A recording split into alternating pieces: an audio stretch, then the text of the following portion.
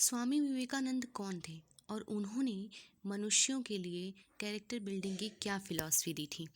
So hey guys, this is Shruti here and welcome to you all in my channel. आज मैं आप सभी को यही बताऊंगी कि स्वामी विवेकानंद कौन थे और उन्होंने मनुष्यों की कैरेक्टर बिल्डिंग के लिए जो फिलॉसफी दी थी वो क्या थी, और उन्होंने अपने जीवन में उनकी रुचि क्या थी, उनकी शौक़ क्या था, उनका जन्म कब हुआ, इन सब चीज़ों के बारे में हम डिस्कस करेंगे। तो चलिए स्टार्ट करते हैं। ये जो टॉपिक है ये आपके ह्यूमन वैल्यूज़ से रिलेटेड है, थर्ड सेमेस्टर के लिए। और तो चलिए इसे स्टार्ट कर लेते हैं। ये को करिकुलर का टॉपिक है, BSc BA BCom third semester के लिए है ये। चलिए देखते हैं।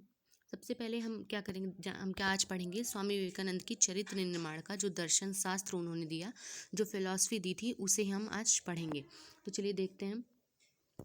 तो स्वामी विवेकानंद जी का सबसे पहले हम परिचय देख लेते हैं।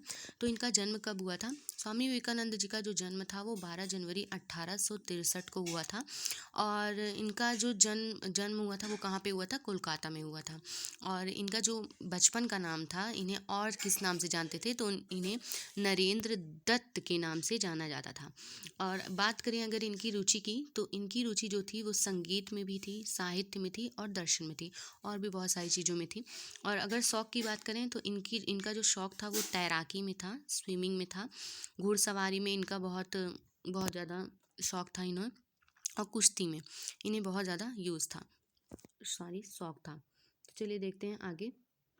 अब हम क्या पढ़ेंगे कि इन्होंने इनके परिचय में पढ़ेंगे कि इन्होंने अध्ययन किन किन चीज़ों की थी। तो इन्होंने सिर्फ 25 साल की उम्र में इन्होंने वेद, पुराण, बाइबल, कुरान, गुरु ग्रंथ साहिब, साहित्य, संगीत और सभी चीज़ों का अध्ययन इन्होंने कर लिया था। लेकिन जैसे कि इन्हें ऐसा लगता था, ये ऐसा मानते थे कि जो ये सब चीज़ें यानी कि वेद, पुराण, बाइबल, कुरान, गुरु ग्रंथ साहिब, साहित्य, संगीत, ये सब संदेहवादी थी। मतलब इनमें इन्हें क्लैरिटी नहीं मिली, इन्हें कुछ ऐसा नहीं दिखा जिससे ये उलझन में फंस गए, यानी कि ये बहुत कंफ्यूज हो गए। और प्रतिवाद के कारण इन्होंने क्या किया, इस विचार किसी भी इनमें से यानी कि ना तो उन्होंने वेद पर विश्वास किया, ना पुराणों पे किया, ना बाइबल पे किया, ना ही किसी और चीज़ों पर किया विश्वास। तो हम देखते हैं इन्होंने फिर क्या किया। इन्होंने यहाँ पे मैं आपको बताऊँ, इन्होंने इसके बाद जब इन्होंने इन सब चीज़ों की अध्ययन कर ली, तो इन्होंने क्या किया, इन्होंने ब्रह्म समाज को अपनाया। लेकिन क्या हुआ कि वहाँ भी इनका मन नहीं लगा। ठीक, तो इसके बाद क्या हुआ कि स्वामी विवेकानंद जी जो थे, इनकी मुलाकात जो हुई वो रामकृष्ण परमहंस से हुई।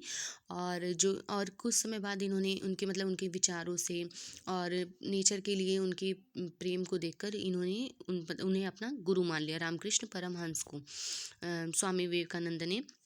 और यहाँ पे बहुत ज़्यादा उनसे प्रभावित हो गए थे। और फिर यहाँ पे जब उन्होंने सन्यास को धारण कर लिया, तब इनसे प्रभावित होकर तब इनका नाम विवेकानंद यहाँ से हुआ था। और यहाँ पे देखिए, हम देख लेते हैं। अब देखिए, हम बात करते हैं स्वामी विवेकानंद जी के जो कैरेक्टर बिल्डिंग की मानों के लिए, जो चरित्र निर्माण के लिए जो उनका संदेश था, यानी कि उनकी जो फिलॉसफी थी वो क्या थी। स्वामी विवेकानंद जी ने चरित्र निर्माण के लिए 5 सूत्र दिए थे। तो हम एक एक करके 5 सूत्र को देखेंगे। तो पहला जो उनका सूत्र था वो क्या था, आत्मविश्वास। यदि कि कोई मनुष्य अपना चरित्र का निर्माण करना चाहता है तो उसके अंदर आत्मविश्वास यानी कि कॉन्फिडेंस भर भर के होना चाहिए। यानी कि उसके अंदर इतना कॉन्फिडेंस होना चाहिए कि कोई भी इंसान व्यक्ति उसे हिला ना सके, यानी कि उसके रास्ते से, उसके पथ से उसे डगमगा ना सके। दूसरा, आत्मज्ञान का मतलब होता है कि हमें हमारे बारे में तो ज्ञान होना चाहिए, यानी कि हम क्या करते हैं, क्या कर रहे हैं, गलत कर रहे हैं, सही कर रहे हैं, इन सब चीज़ों के बारे में हमें ज्ञान होना चाहिए। आत्मसंयम यानी कि संयम, धैर्य बनाए रखना चाहिए और पेशेंस बहुत ज़्यादा रखना चाहिए। चौथा है आत्मनिर्भरता। हमें खुद पर डिपेंडेंट होना चाहिए, ना कि दूसरों पर डिपेंडेंट होना चाहिए। और आत्मत्याग। ये 5 सूत्र स्वामी विवेकानंद जी ने दिए थे।